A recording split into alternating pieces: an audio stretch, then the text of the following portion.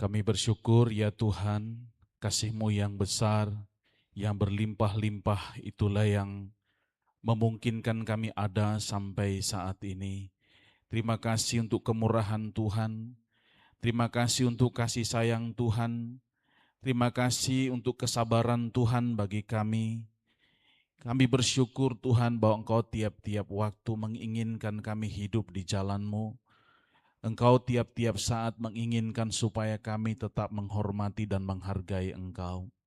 Di atas segala kelemahan dan kegagalan kami mengikut Tuhan, kemurahan Tuhan sungguh besar. Dan itu yang kami nikmati dan alami, kami rasakan hingga kami ada sampai saat ini. Dan kami butuh firman-Mu untuk hidup benar. Kami butuh tuntunan Tuhan untuk tahu jalan kebenaran. Kami butuh firman-Mu untuk kami hidup memuliakan nama-Mu. Maka berkatilah kami pagi ini dengan firman-Mu.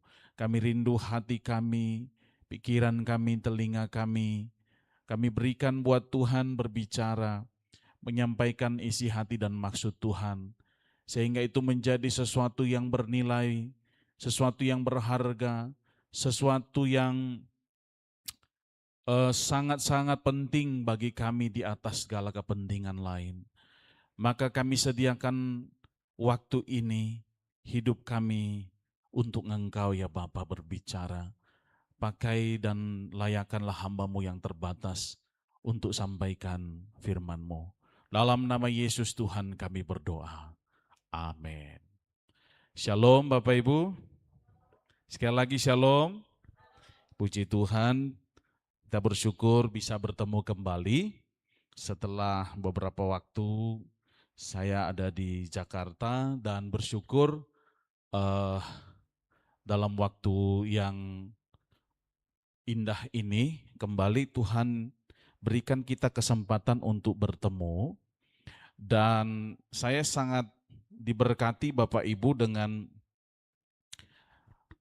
bagian firman Tuhan yang hari ini menurut saya adalah satu hal yang menjadi perjuangan kita. Ya, bagian firman Tuhan ini yang menurut saya tiap-tiap hari menjadi perjuangan kita. Yang tidak akan pernah,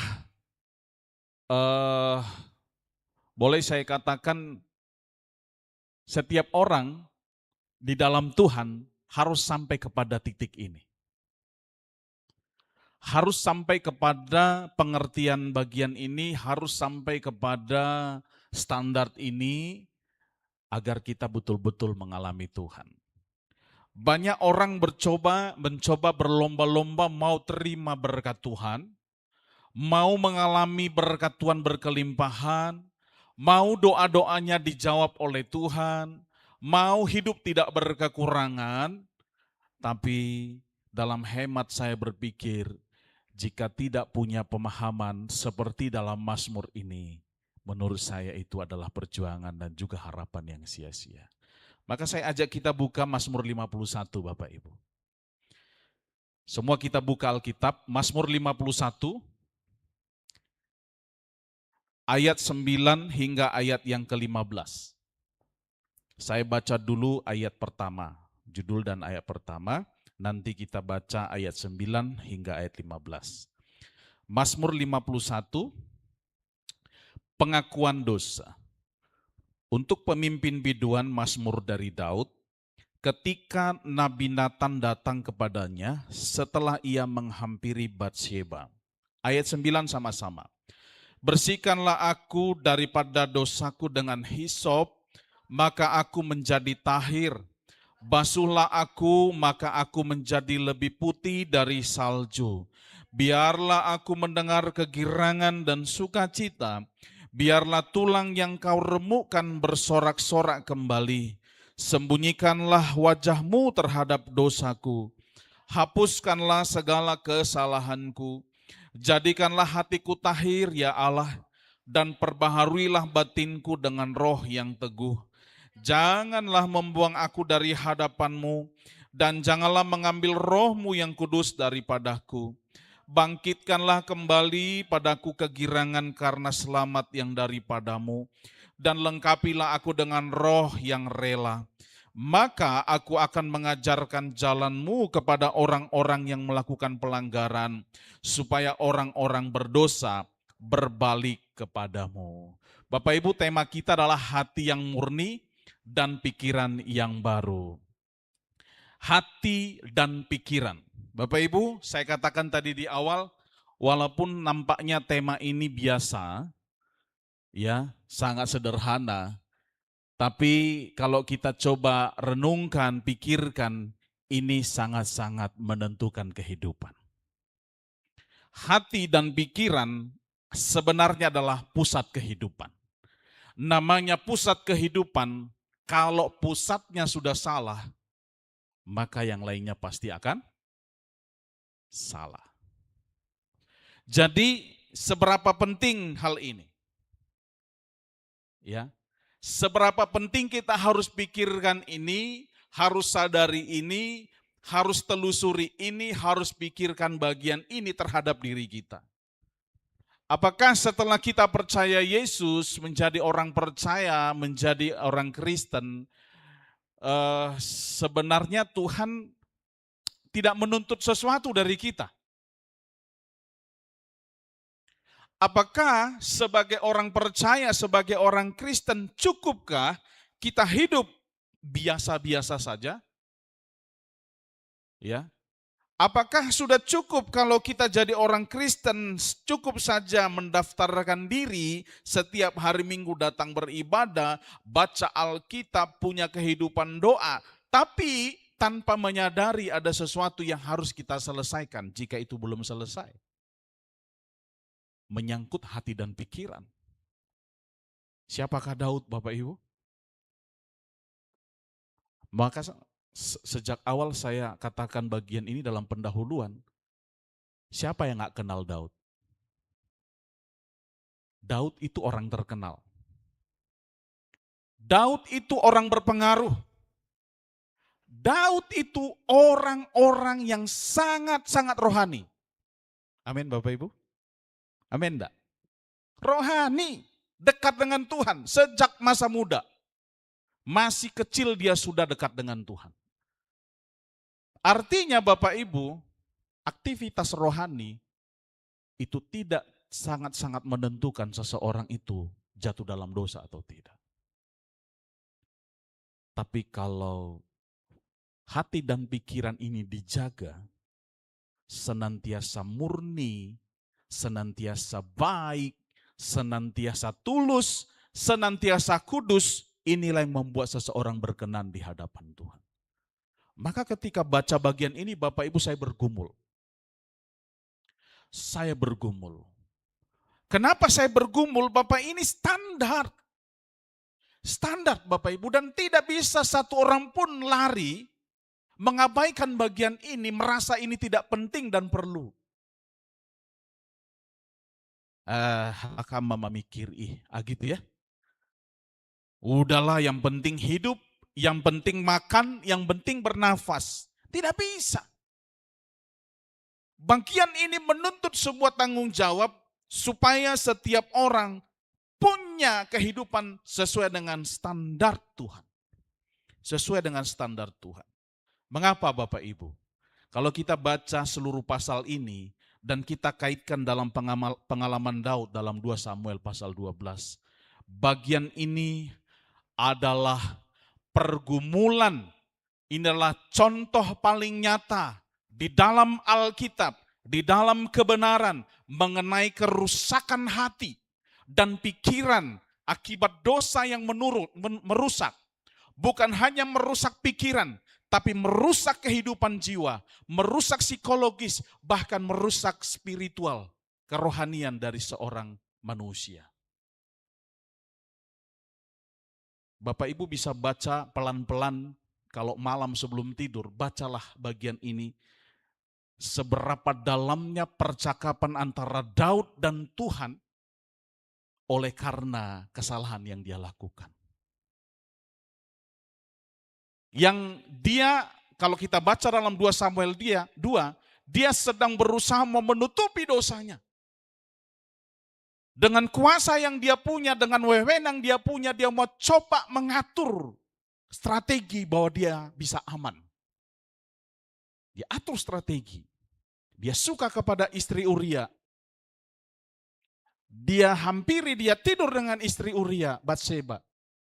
Dengan siasatnya dia mau bunuh suami Batseba.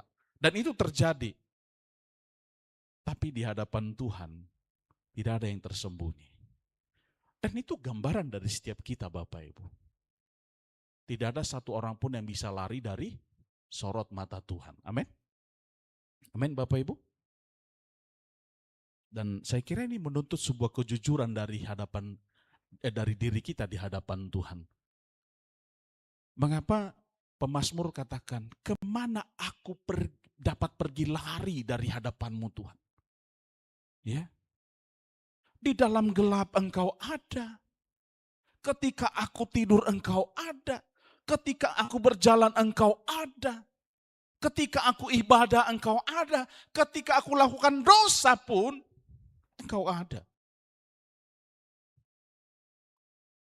Puncaknya Mazmur 51, Daud ada dalam keterpurukannya secara utuh. Baik secara jasmani, baik secara psikologis jiwanya, baik secara spiritual, kerohanian dia rapuh betul, hancur. Tapi Mazmur 51 ini menjadi sebuah gambaran bagaimana pemulihan Tuhan itu bekerja secara keseluruhan. Ya. Jadi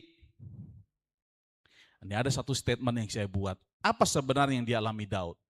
Ketika menyadari dosa dan akibatnya, Daud berada dalam kondisi titik terendah dalam kehidupannya. Kondisi terendah dalam kehidupan Daud itu dapat kita bayangkan, Bapak Ibu, nanti saya akan jelaskan satu persatu. Tapi di sini Daud itu betul-betul tidak bisa lari dari hadapan Tuhan. Dia betul-betul tersungkur oleh karena hukuman yang Tuhan sudah buat kepada dia. Bukan hanya secara fisik, tapi sebenarnya dia sudah ada dalam satu ancaman kehilangan roh Tuhan. Nah, saya cepat saja Bapak Ibu. Apa yang dialami oleh Daud? Ada satu kondisi dia mengalami hancur hati dan remuk redam. Ini kondisi emosional. Ya. Korban sembelihan ayat 19. Korban sembelihan kepada Allah adalah jiwa yang hancur. Hati yang patah dan remuk tidak akan kau pandang hina ya Allah. Ini satu pernyataan dari seorang Daud. Betapa sebenarnya secara emosional dia itu sudah hancur dan remuk redam. Bayangkan seorang yang perkasa, yang bisa mengalahkan binatang buas, yang bisa menghalau ancaman ketika ada di padang penggembalaan. Tapi pada titik ini dia sedang tidak punya kekuatan apa-apa. Orang-orang dari kerajaan manapun memandang seorang Daud adalah orang yang gagah perkasa, yang dihormati, yang berpengaruh. Tapi dia sedang mengalami patah dan remuk. Perasaan bersalah yang begitu berat hingga meremukkan harga diri dan keangkuhannya. Bapak Ibu bisa bayangkan waktu dia buat dosa itu? Saya tadi malam coba cari filmnya gitu. Daud dan Bathsheba. Semua film tentang Daud dan Bathsheba ketika dia mau berhadapan, mau melakukan dosa, memanggil pengawalnya, lalu berbicara dengan Bathsheba, nampak jelas sekali bahwa dia menunjukkan keangkuhannya. Aku berkuasa atas engkau. Bawa perempuan itu ke sini. Dia berbicara dengan Bathsheba. Aku berkuasa atas engkau. Apa yang kuingini pasti harus dituruti. Tidak boleh ada satupun yang bisa melawan perintahku. Gitu kurang lebihnya. Tapi sikap itu, tindakan itu di hadapan Allah ternyata membuat dia kehilangan harga diri, kehilangan power, kehilangan kekuasaan. Perasaan emosional ini membuat dia itu benar-benar lunglai. Bapak Ibu Saudara, kalau kita secara emosional hancur, secara emosional kita patah, kita tidak punya kekuatan apa-apa. Betul ya? Kalau sudah mulai terjadi satu keadaan perasaan yang patah, semangat kita patah, ya, perasaan kita terganggu, hati kita terganggu, situasi emosional kita udah berantakan, kita tidak punya kekuatan apa-apa. Mau enak makanan di depan meja, di hadapan kita tidak punya kekuatan apa-apa. Ya, beda dengan satu penghargaan yang diberikan kepada kita. Mau ndak enak pun hidangan depan kita, tapi ketika kita dihargai, ketika kita dihormati, ketika kita disanjung, enaknya luar biasa.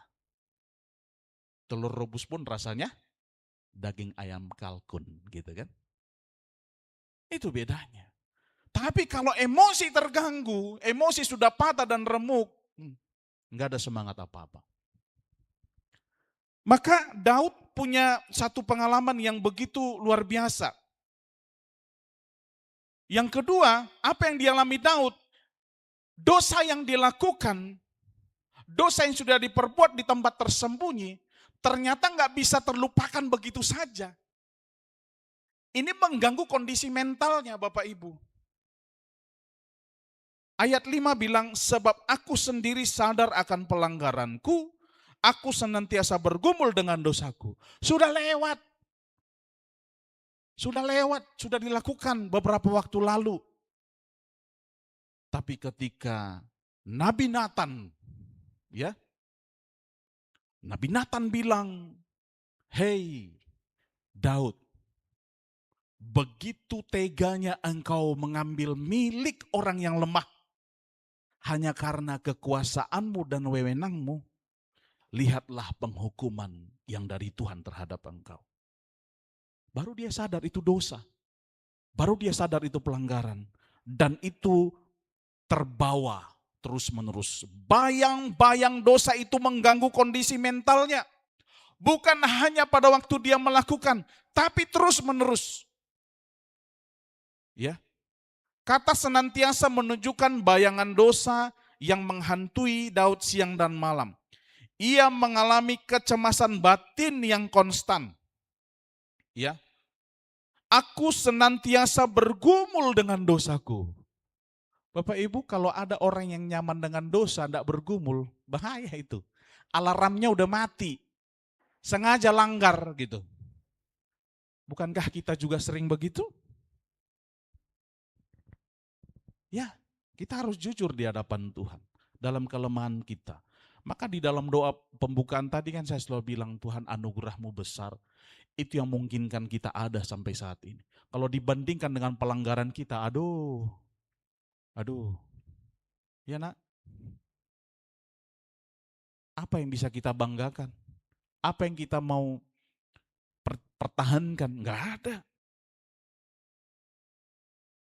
Jadi, karena tiap-tiap hari ini menghantui dia, tiap-tiap hari ini mengganggu kehidupannya, dia enggak nyaman. Enggak nyaman Bapak Ibu. Yang ketiga, dia merasa kehilangan sukacita. Merasa kehilangan sukacita hidup. Kalau uang sudah habis, harta habis, kekuasaan sudah bergeser, masih bisa tenang-tenang saja, masih bisa ketawa, masih bisa bahagia, itu luar biasa. Ya kan? Tapi Daud karena keberdosaannya ini, karena dia dihukum oleh Tuhan, karena dia sudah diultimatum oleh Tuhan, dia kehilangan sukacita hidup. Kondisi emosionalnya terganggu, kondisi mentalnya terganggu, psikologinya terganggu. Ayat 10 bilang begini, toh. Biarlah aku mendengar kegirangan dan sukacita, biarlah tulang yang karumukan bersorak-sorai kembali, ayat 14.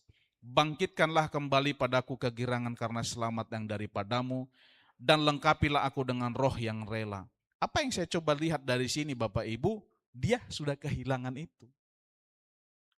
Kehilangan kegirangan, kehilangan sukacita, kehilangan semangat hidup. Daud merasa seperti orang yang mati rasa secara emosional. Maka ia memohon agar Allah mengembalikan kemampuan jiwanya untuk merasakan kebahagiaan dan damai sejahtera. Karena menurut Daud, kalau ini sudah sirna dari hidupnya, nggak ada artinya dia hidup. Seorang yang sakit, terbaring di rumah sakit, dokter, perawat, bidan, paling sering ucapkan kalimat, semangat ya. Semangat ya Mang, semangat ya Opung. Karena ternyata semangat itu adalah satu anugerah yang Tuhan ciptakan dalam diri seseorang untuk bisa mengalami pemulihan dan kesembuhan. Itu bukan obat kimia, bukan. Itu bukan obat yang diracik dokter, bukan. Tapi itu Tuhan langsung ciptakan dalam diri kita. Fungsinya adalah menghidupkan kembali imunitas kita, kekebalan tubuh kita untuk bisa menolak segala benih penyakit. Maka lihat perbandingannya, orang yang semakin lemah semangatnya, maka dia akan semakin lemah fisiknya. Jadi kita pilih, mau sukacita atau mau sedih hati. Ya. Paling enak sukacita dipertahankan meskipun secara material kita kekurangan, karena pasti kita akan sanggup hadapi hidup. Dibanding banyak material kita, kaya, punya segala-galanya, tapi tidak punya sukacita hidup. Pasti nggak bisa nikmati berkat itu. Maka seringlah dibilang, Pak Pendeta, saya lagi di Singapura katanya. Oh enak kali kau jalan-jalan di Singapura. Bukan Pak, lagi check up contohnya gitu ya. Lagi periksa. Gudang do hepengna kaya dia tapi ternyata sakit. Kenapa? Ya bukan juga karena, ada juga memang karena sudah sakit. Tapi waktu dicek ternyata apa? Nggak bahagia. Nggak bahagia. Daud kehilangan sukacita. Psikologinya terganggu karena dia terpisah dari Tuhan. Bapak Ibu, mau pilih mana? Tetap bersama Tuhan walaupun susah? Atau mau kehilangan sukacita karena buat dosa? Ya. Yang lebih mengerikan lagi, ada ketakutan luar biasa oleh karena ditolak Allah. Ini secara spiritual. Jadi secara emosional dia sudah dihajar oleh Tuhan, ya, mentalnya juga jatuh, ya, lalu psikologinya terganggu. Secara spiritual ini hubungan dengan Tuhan. Ayat 13 bilang begini, janganlah membuang aku dari hadapanmu, janganlah mengambil rohmu yang kudus daripadaku. Aduh. Daud merasa sangat kotor dan najis. Sehingga ia meminta disucikan dengan hisop. Waktu saya coba, dulu saya pikir hisop itu kayak apa itu? Untuk minum itu apa namanya? Pipet gitu ya. Ternyata enggak. Hisop itu kalau dalam budaya atau kehidupan zaman dahulu, itu seperti sikat Bapak Ibu. Brus. Biasa dipakai untuk membersihkan pakaian, membersihkan sesuatu. Jadi kegiatan itu biasanya kalau dilakukan memang bersih. Dan gambaran itu yang dilakukan dalam membersihkan dosa. Bersihkan aku Tuhan. Ya. Bersihkan aku dengan hisop. Maka aku menjadi tahir, menjadi suci. Daud sadar bahwa dosanya telah menciptakan jurang pemisah yang besar antara dirinya dan Allah. Bapak Ibu Saudara, sedihlah kalau terpisah dari Tuhan.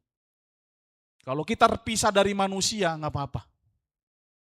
Apalagi dari pacar, ya kan Sarah? Nggak apa-apa. Sedihlah kalau terpisah dari itu Nggak apa-apa kita kehilangan harta, asal jangan kehilangan Tuhan. Amin. Amin. Bapak Ibu tegas ini. Tegas. Nggak apa-apa orang nggak hargai kita, asal Tuhan hargai kita. Prinsip. Nggak apa-apa kita digoncang oleh dunia ini, asal kita tetap teguh bersama Tuhan. Paling menakutkan, paling membuat kita ini kacau kalau kita berada dalam bayang-bayang ditolak oleh Allah. Bayangkan betapa dalamnya Daud bilang ini, dengan gemetar dia datang kepada Tuhan dalam doanya bilang, Tuhan, aku kotor, aku najis, bersihkan aku Tuhan. Aku tidak mau terpisah dari Engkau, aku mau selalu dekat dengan Engkau. Aku mau kembali punya pengalaman seperti dulu dengan Engkau. Bapak Ibu, saya kalau nonton filmnya anak-anak di cerita-cerita sekolah minggu tentang Daud ini, bagaimana dalam pengalaman dia di padang penggembalaan itu, betul-betul nampak sekali bagaimana dia itu sangat dekat dengan Tuhan. Syair-syair lagu yang dia tulis dalam kitab Mazmur itu, dia tulis ketika dia sedang bersama dengan Tuhan di padang penggembalaan. Indah sekali, luar biasa sekali. Ya, betapa dekatnya dengan Tuhan, tapi karena dosanya, wah, ada satu ketakutan yang bagaimana kalau saya hidup tanpa Tuhan. Makanya Alkitab bilang, di luar aku kamu binasa. Di luar aku engkau tidak bisa berbuat apa-apa. Di luar aku segala usahamu pasti akan sia-sia. Bapak Ibu takutlah kalau kehilangan Tuhan. Amin. Kita tidak bisa apa kalau tidak bersama dengan Tuhan. Punya cita-cita itu boleh. Kemarin hari Jumat kami pelayanan di TK Immanuel. Siapa yang mau jadi polisi? Angkat tangan semua. Siapa mau jadi tentara? Angkat tangan semua. Semua jadi semua. Siapa mau jadi pilot? Semua angkat tangan. Oke, punya cita-cita itu boleh. Sangat baik. Tapi jangan pernah untuk tidak takut Tuhan. Karena firman Tuhan bilang, di dalam Tuhan ada masa depan. Dan masa depan itu penuh harapan. Boleh nggak orang berhasil di luar Tuhan? Ada. Banyak. Dan pada umumnya mereka tidak bisa menikmati damai sejahtera dan sukacita karena di luar Tuhan. Nampak hidup baik-baik saja. Tapi kalau ditanya kedalaman hati, ujung-ujungnya bilang apa? Alaniau doi. Karena hebatkunya itu. Karena kerja keraskunya itu. Kan begitu? Ujung-ujungnya lari ke sana. Aku kan sekolah tinggi. Aku kan meniti karirku apalah bla bla bla segala macam. Tidak ditarik kepada kasih dan kemurahan Tuhan yang memungkinkan dia ada pada titik itu. Tapi orang yang dekat dengan Tuhan selalu bilang, makasih Tuhan ada di titik ini. Terima kasih Tuhan untuk pencapaian ini. Terima kasih Tuhan aku lewati gelombang ini. Terima kasih Tuhan aku lewati pergumulan ini. Kalau aku ada sampai saat ini, Ebenezer, karena pertolongan Tuhan. Tapi orang yang ditolak oleh Tuhan tidak mungkin bisa bilang seperti itu. Maka kita cek kondisi spiritual. Ya, kalau ada hal-hal yang kita temukan dalam diri kita, secara pribadi dengan Tuhan, itu tidak perlu diumbar kemana-mana. Hebat sekali Daud ini bisa menjadi berkat buat kita di zaman ini. Orang sekali Daud membeberkan dosa perbuatannya untuk kita. Luar biasa. Orang zaman sekarang ditutup-tutupi, ya enggak? Tutup-tutupi Daud menjadi berkat bagi kita. Yang kelima, kelemahan dan rasa sakit secara fisik. Nah, ayat 10, biarlah aku mendengar kegirangan dan sukacita. Biarlah tulang yang kau remukkan bersorak-sorak kembali. Karena memang dia sudah kehilangan kekuatannya. dia merasa lemah secara fisik, dia rasa sakit secara fisik, maka dia ingin kembali ini terjadi. Supaya apa? Ada kekuatan baru. Ungkapan tulang yang dihancurkan melambangkan rasa sakit fisik yang sangat luar biasa akibat stres, akibat depresi dan beban mental yang menguras energi tubuhnya. Ya, ini selaras dengan Mazmur 32 ayat 3 di mana Daud mengisahkan tulangnya menjadi lesu karena berdiam diri. Loh, kenapa tulang gitu ya? Kenapa identik kondisi fisik manusia di zaman Alkitab disebut tulang? Karena ternyata dalam pemahaman Alkitab Bapak Ibu dan juga zaman dahulu, tulang itu adalah kekuatan tubuh. Ya, tulang adalah kekuatan tubuh. Tulang digambarkan sebagai penyokong kehidupan. Jika tulang itu sudah menjadi lemah, maka itu akan membuat seseorang tidak mampu berdiri, tidak mampu untuk menjalani hidupnya. Maka kan jelas Amsal bilang, hati yang gembira adalah obat yang manjur. Semangat yang patah mengeringkan tulang. Kan gitu. Itu persoalan yang memang dipandang oleh Alkitab dari zaman dahulu, bahwa seseorang yang mengalami persoalan dalam tulangnya, maka ini akan menjadi masalah berikutnya. Masalah yang berakibat terhadap kehidupan secara jasmani. Dan ternyata jika dikaitkan dengan dosa, ini ada. Orang yang bermasalah dengan kehidupan spiritualnya, maka ini akan berakibat dia akan lemah. Gak heran kita menemukan ada orang, saya bulan lalu melayani beberapa orang Bapak Ibu secara pribadi saya temukan, mereka gak punya harapan, mereka mulai alami sakit-sakit fisik, ya mereka mulai macam-macam. Ternyata ketika dicek, simpen dosa, gak bereskan dosa, Tuhan sudah jauh, dia gak punya pengharapan lagi dalam Tuhan, dan lain sebagainya. Jadi hati-hati Bapak Ibu. Ya, hati-hati. Ini berbahaya sekali. Maka ini secara sederhana saya coba berikan gambaran kepada kita, kurang lebih ada 5 yang dialami oleh Daud. Ya, emosionalnya, mentalnya, psikologinya, spiritualnya, dan juga fisiknya. 5-5-nya hancur. 5-5-nya nggak ada daya, 5-5-nya terganggu luar biasa. Apalagi arti hidupnya. Tapi hari ini ada berita baik. Berita baiknya Tuhan menjanjikan pemulihan. Ya, ini ya, kondisi di dalam dosa sangat serius dan fatal.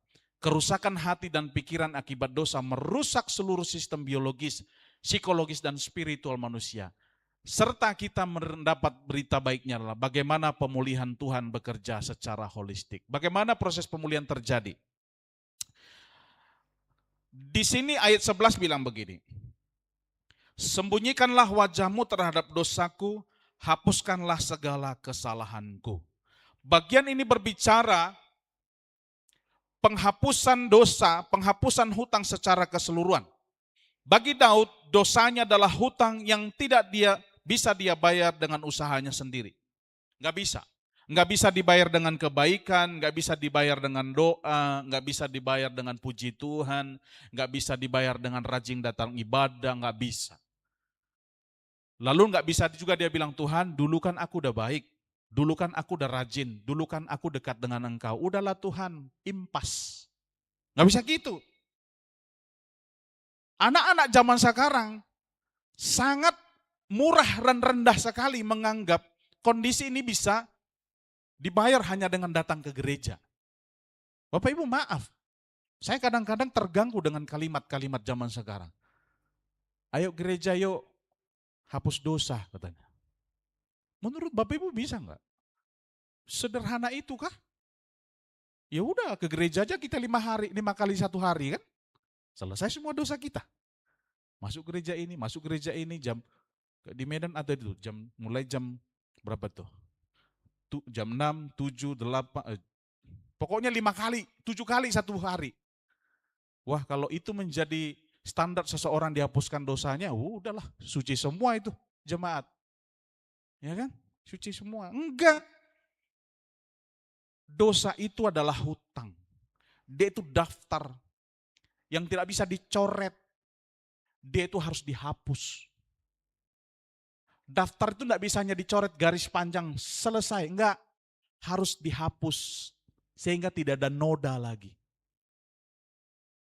Dan yang bisa melakukan itu adalah pengampunan Tuhan. Maka dalam bagian ini Daud meminta Allah melenyapkan keberadaan dosanya secara absolut, secara sempurna. Seolah-olah dosa itu tidak pernah ada lagi dalam garis waktu sejarahnya. Enak ya? Anugerah Tuhan itu memungkinkan yang tidak mungkin menjadi mungkin. Di dalam Yesus, lewat pengorbanannya di kayu salib, lewat darahnya yang tercurah, dosa sebesar apapun itu bisa selesai. Ya, tidak ada lagi dalam garis sejarah waktu. Waktu Yesus katakan di kayu salib tetelestai, sudah selesai. Artinya tanggungan dosa Bapak Ibu Saudara dan saya sudah selesai. Hati dan pikiran kita sudah baru di dalam Yesus. Ini yang menghibur. Maka seberapa dalamnya tadi Daud saya gambarkan hancur leburnya, tapi ketika dia minta penghapusan dosa di hadapan Tuhan, dia benar-benar baru. Tahir, batinnya dibaharui, rohnya menjadi baru, hidupnya menjadi murni kembali. Bapak Ibu Saudara, banyak doa enggak menghapus dosa. Sekalipun setiap dosa selalu bilang, hapuskanlah dosa kami Tuhan. Bahkan dibilang lagi, yang kami sengaja dan tidak kami sengaja, gitu kan?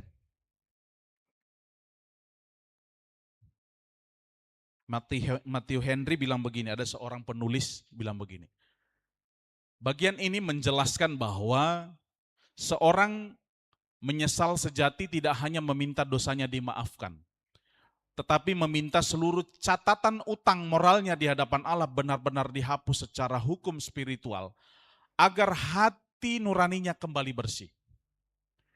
Ya, jadi lembaran kehidupannya itu kembali murni kalau catatan itu udah dihapus menjadi baru kembali. Jadi cukup Bapak Ibu kalau Bapak Ibu Saudara datang kepada Tuhan mohon pengampunan, meyakini penebusan Yesus, meyakini darahnya sudah hapus dosa Bapak Ibu Saudara, beres. Waktu hari Rabu saya pulang dari Jakarta, dari Siantar sampai ke sini, saya tidak tahu, ini pengalaman pribadi ya, bukan juga melebih-lebihkan. Tapi sepanjang jalan 1 jam hampir saya naik motor, saya tutup helm saya. Saya ngomong dengan Tuhan, saya kayak khotbah gitu. Mengapa Paulus itu dalam suratnya kepada jemaat di Galatia dia bisa begitu serius? Dia serius sekali bilang begini. Mengapa seseorang itu perlu hidup dalam roh? Dipimpin oleh roh. Bukannya orang di Galatia itu sudah jadi Kristen, sudah dengar firman, sudah percaya kepada Yesus. Tapi mengapa Paulus masih perlu katakan kepada mereka, hiduplah dalam roh. Biarlah hidupmu dipimpin oleh roh. Mengapa? Supaya mereka menghasilkan buah roh. Karena ternyata tanpa pimpinan roh, tanpa hidup di dalam roh, mereka hanya hidup dalam pimpinan kedagingan. Hidup dalam kedagingan pasti membuahkan dosa. Maka nggak heran Bapak Ibu, rajin pun dia baca firman. Satu hari saya lagi membimbing Pak Nuh Gultom yang di Silimalombu. Pelajaran pertama kami masih tentang Alkitab. Saya bilang Pak Nuh, karena beliau kan dari latar belakang sebelah. Saya bilang Pak Nuh, wajib hukumnya kita itu tahu firman Tuhan. Nanti pada pelajaran tentang Roh Kudus Bapak akan tahu. Tapi tanpa firman Tuhan Bapak tidak tahu kebenaran yang menuntun hidup Bapak untuk melakukan yang benar. Iyakah katanya? Karena dia selama ini sedang mencari yang namanya kasih yang sesungguhnya. Dan itu hanya dalam Yesus. Karena saya menemukan memang banyak orang Kristen tapi nggak ada kasih katanya. Iya. Karena sejatinya orang yang dipimpin roh, dia pasti melakukan kasih. Amin. Amin Bapak Ibu. Halo. Berat ya? Berat. Orang yang dipimpin roh, dia taat kepada tuntunan roh, dia mau melakukan kasih meskipun dia tidak dihargai. Berat ya? Tapi itu produksi. Produksi. Mau Anda, siapapun Bapak Ibu Saudara, dihina, disakiti, dirugikan, tapi karena di sini Roh Kudus itu menuntun, memaksa kita untuk mengasihi, untuk mengampuni, untuk berbuat kasih, kita tidak bisa tolak itu. Itu orang yang betul-betul sudah dibersihkan hatinya. Maka hati murni, pikiran baru, itu terjadi kalau terjadi penghapusan dosa. Terjadi penghapusan dosa. Nah, yang kedua, bagaimana pemulihan itu terjadi? Ada satu fase di mana terjadinya penciptaan hati yang baru dan radikal. Ayat 12 bilang begini, jadikanlah hatiku tahir ya Allah, dan perbaharuilah batinku dengan roh yang teguh. Daud menyadari bahwa pemurnian hati bukanlah usaha perbaikan moral manusia, direparasi. Reparasi itu kan begini ya, kalau ini kemarin Om Adi reparasi. Nampak kurang bagus, Om Adi dengan keahlian beliau, tak tuk tak jadi bagus. Gitu. Itu reparasi. Tapi kalau yang baru, bongkar ini, buat yang baru. Dari yang tidak ada menjadi ada. Istilah pemurnian, istilah penciptaan hati yang baru itu pakai istilah dalam perjanjian lama namanya bara. Yang tidak ada. Dari yang tidak ada menjadi ada. Ya. Jadi ini merupakan tindakan penciptaan ulang yang supranatural oleh Allah. Ini rekreasi karena hatinya sudah rusak total. Nggak bisa diperbaiki, harus diciptakan baru kembali. Itu Daud. Itu Daud Bapak Ibu. Maka bagaimana supaya kita bisa berubah? Hati kita harus baru. Bagaimana supaya kita berkenan di hadapan Tuhan? Pikiran kita harus baru.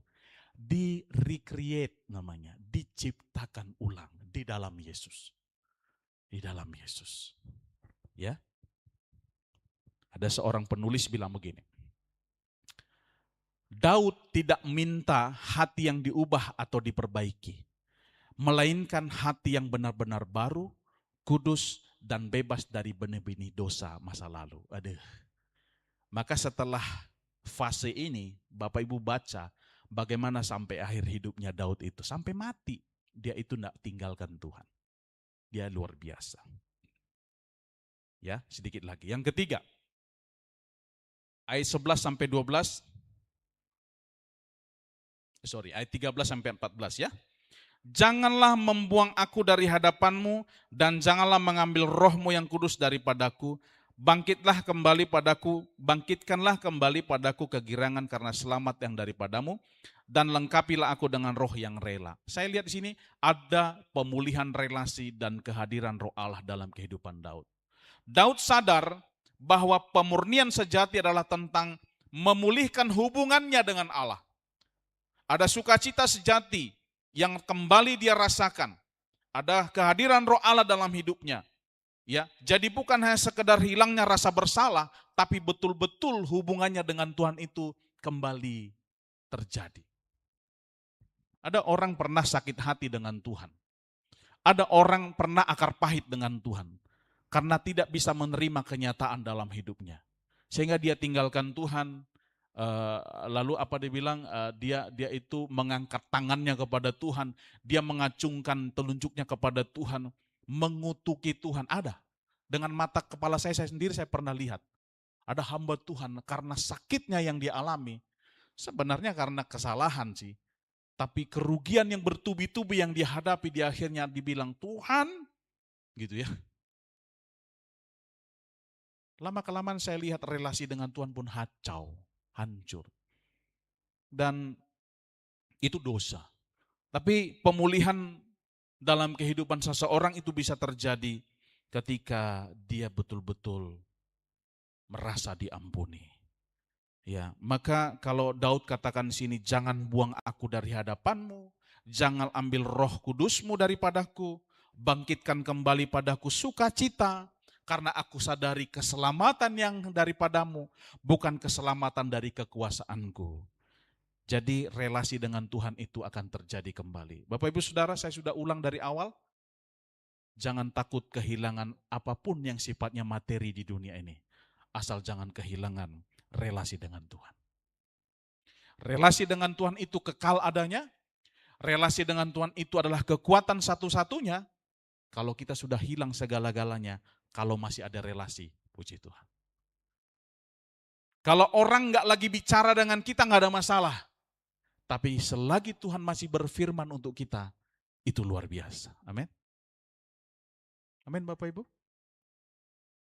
Kalau Tuhan masih berfirman, masih kasih firman-Nya pagi ini untuk kita, itu sudah cukup. Kalau orang sudah mulai menghindari dan meninggalkan kita, tidak setia lagi dengan kita, nggak ada masalah. Selama Tuhan masih peduli dengan kita. Karena kita tidak bisa menyenangkan semua orang. Ya, menyenangkan semua orang. Ini Bapak Agustinus bilang begini. Dosa menghilangkan sukacita. Dan hanya permurnian roh yang memulihkan kedamaian batin. Itu betul. Jadi kalau relasi kita sudah diperbaiki dengan Tuhan, maka itu akan memulihkan kedamaian batin. Yang keempat adalah apa yang terjadi? Seseorang yang sudah dimurnikan hatinya, seseorang yang sudah dibaharui pikirannya oleh karena penebusan dalam Tuhan, dia akan punya ketaatan baru. Dia akan punya kerelaan hati. Ayat 14b bilang begini, lengkapilah aku dengan roh yang rela. Rela akan kehendak Tuhan, rela taati perintah Tuhan, rela hidup dalam kekudusan, rela menyenangkan Tuhan, rela melayani Tuhan, rela beribadah kepada Tuhan. Rela di sini menunjukkan pergeseran dari ketaatan karena takut menjadi ketaatan yang tulus dan sukarela. Orang yang rela karena cinta itu beda dengan rela karena takut. Rela dengan cinta itu pasti berkualitas.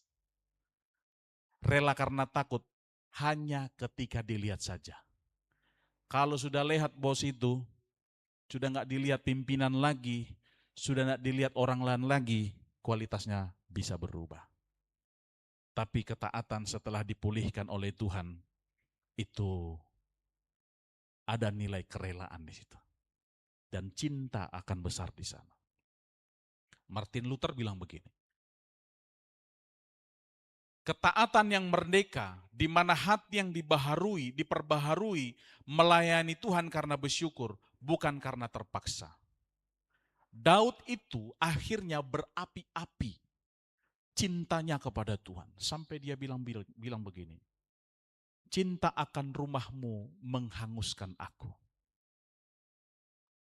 Cinta akan rumahmu menghanguskan aku, kata Daud.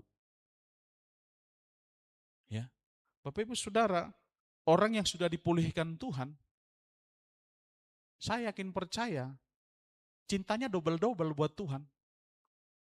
Keseriusannya double-double buat Tuhan. Tapi orang yang belum dipulihkan oleh Tuhan, hitung-hitungan dengan Tuhan. Percayalah Bapak Ibu. Percayalah. Dan saya yakin kita paham apa yang Tuhan mau. Yang terakhir, apa yang terjadi secara pribadi Daud dipulihkan, hubungannya dengan Tuhan itu luar biasa, dia punya ketaatan luar biasa lagi dengan Tuhan. Ini yang terjadi dampak keluar. Ada transformasi dalam misi dan juga kesaksian.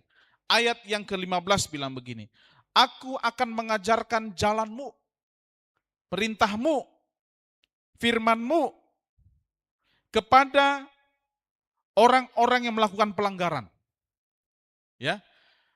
Artinya aku akan mengingatkan orang berdosa. Ya. Aku akan tegur orang berdosa, aku akan berikan jalan benar kepada mereka yang sudah melenceng, aku akan membawa orang-orang berbalik kepadamu. Ini misi Bapak Ibu, ini kesaksian. Daud akan mampu berkata, aku loh contohnya, aku loh yang sudah dipulihkan Tuhan, akulah orang yang tadinya sudah terbuang, aku sudah terhilang, tapi karena pengampunan dalam Tuhan, karena pemulihan dalam Tuhan, aku sekarang baru. Hanya orang yang sudah dipulihkan Tuhan mampu menjadi saksi. Amin Bapak Ibu. Kalau enggak bisa. Hanya orang yang sudah diampuni dosanya bisa jadi saksi. Kalau enggak pasti takut. Pasti takut. Berapa hari lalu saya di Jakarta, saya bicara khusus dengan Pak Effendi, bilang begini. Berapa orang jemaat yang ibadat tiap minggu? Ya rata-rata 20 Pak, kalau udah hadir semua. 20, 25. Muridkan mereka, ajar segala kebenaran dalam Tuhan, dan biar menjadi saksi yang efektif lewat pemberitaan firman, oleh karena hidup yang sudah diubah. 2 minggu lalu ada seminar di Tomok. Saya minta Om Iman, Tante Catherine untuk mewakili kita dari YPHS. Waktu saya tanya apa temanya, temanya adalah strategi menghadapi serangan Islamisasi di Kabupaten Samosir. Karena Kabupaten Samosir satu-satunya kabupaten di Indonesia yang masih 90 sekian persen mayoritas Kristen dan Katolik. Dan satu-satunya menjadi sasaran Islamisasi. Karena sudah dicari mereka sekarang tempat untuk menjadi Islamic Center. Bapak Ibu Saudara kalau jalan-jalan pergi ke kantong-kantong Islam yang ada di tempat kita ini, pelan-pelan mereka sekarang mulai mendandani tempat itu. Tempat ibadahnya makin cantik-cantik. Karena kalau datang wisatawan seagama, itu pasti datang ke sana. Cantik-cantik, bagus-bagus kalau lihat. Dan pelan-pelan ternyata beberapa hamba Tuhan pernah menemukan mereka dalam gerakan yang pelan-pelan mulai menyusup, memetakan situasi yang ada di sini. Takutkah kita? Khawatirkah kita? Saya enggak khawatir selama orang Kristen hidup dalam kebenaran. Amin enggak? Selama orang Kristen gereja mengajarkan misi, selama gereja masih mengajarkan pemuridan, tidak akan pernah terjadi kita beralih dari Tuhan. Seberat apapun goncangannya. Maka yang penting itu apa? Gereja harus benar-benar tahu misi. Gereja mengalami pemulihan, jemaat itu benar-benar agar mereka tahu hidup dalam kebenaran, jadi saksi yang efektif. Maka nggak akan terjadi itu. Walaupun judulnya adalah wisata, tapi nggak akan terjadi. Ya wisata saja. Saya kadang-kadang lucu juga di Sibia-bia yang selfie itu ya mereka, gitu. Kan? Selfie pakai kerudung. Turun satu bus, mereka semua dari sana, dari Sumatera Barat, dari Aceh, dari mana. Paling enak kalau kita penginjilan di sana. Gitu. Jadi pemurnian internal menghasilkan dampak yang eksternal, di mana Daud yang telah dipulihkan berfokus pada misi untuk membangkitkan anugerah Allah. Dietrich Bonhoeffer bilang begini, pemulihan memecah isolasi dosa, membuka bibir untuk memuliakan Tuhan dan menuntun sesama.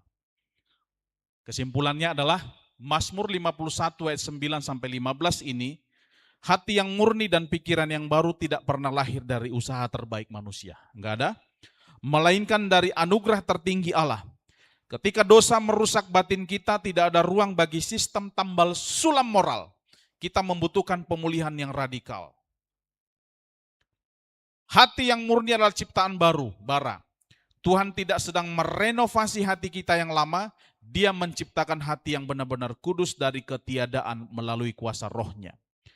Pikiran yang baru adalah pikiran yang merdeka. Ketika Allah menghapus seluruh catatan dosa kita, pikiran kita dibebaskan dari belenggu rasa bersalah, ketakutan masa lalu, dan intimidasi iblis. Maka keduanya menghasilkan hidup yang berbuah. Hati yang murni dan pikiran baru akan selalu melahirkan sukacita keselamatan yang meluap-luap, ketaatan yang tulus, dan kesaksian hidup yang memenangkan jiwa. Amin. Mari kita berdoa. Terpujilah Engkau Tuhan kami yang Maha Kasih. Hari ini kami belajar lagi satu realitas kehidupan. Sebagai manusia yang berdosa, yang oleh karena anugerah Tuhan, Tuhan sudah selamatkan. Kami masih ada dalam bayang-bayang ancaman untuk jatuh di dalam dosa. Sebagaimana yang dialami oleh Raja Daud, satu pribadi yang dekat dengan Tuhan, satu pribadi yang selalu intim dengan Tuhan, namun di titik lemahnya, dalam kesadarannya, dia menjauhi Tuhan, dia melanggar perintah-Mu, dia menutup rapat-rapat suara hati Tuhan, dan dengan sengaja dia melakukan dosa itu. Dan dengan cara Tuhan, Tuhan membawa dia kepada titik terendahnya, karena dia hidup tanpa Tuhan. Tuhan sadari bagian ini, kalau kami hidup dalam dosa, kami hidup tanpa Tuhan. Hidup tanpa Tuhan, apalah artinya? Tetapi anugerah Tuhan menjanjikan pemulihan, menjanjikan pembaharuan, dimurnikan secara total, mulai dari hati dan pikiran kami. Terima kasih untuk pengalaman Daud ini. Dia dipulihkan secara sempurna, dan pada akhirnya dia berdampak luar biasa. Kami rindu menjadi pemberita-pemberita Injil, mulai dari rumah kami, lingkungan kami, bahkan bagi sekeliling wilayah kami Samosir, bahkan Indonesia dan dunia ini. Tapi itu mustahil kalau kami tidak alami secara pribadi apa yang disebut transformasi rohani. Tolong kami Tuhan, agar kami paham ini, agar kami lakukan ini, agar kami hidup di dalam bagian ini. Terjemahkan dan terus jelaskan bagian ini dalam perjalanan hidup kami Tuhan, agar ini membuahkan hasil yang luar biasa. Dalam Yesus Tuhan, kami berdoa dan bersyukur. Amin.